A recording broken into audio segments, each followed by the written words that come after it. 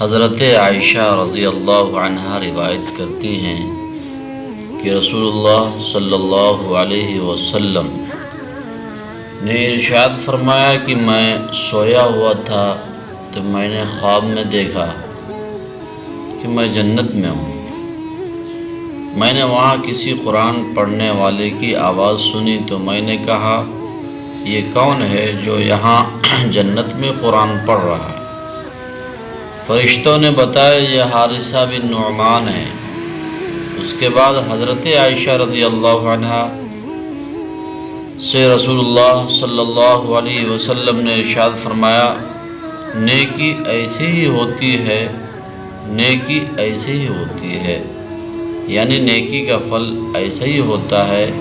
हारिसा बिन नुअमान अपनी वालिदा के साथ बहुत ही अच्छा सलूक करने वाले थे।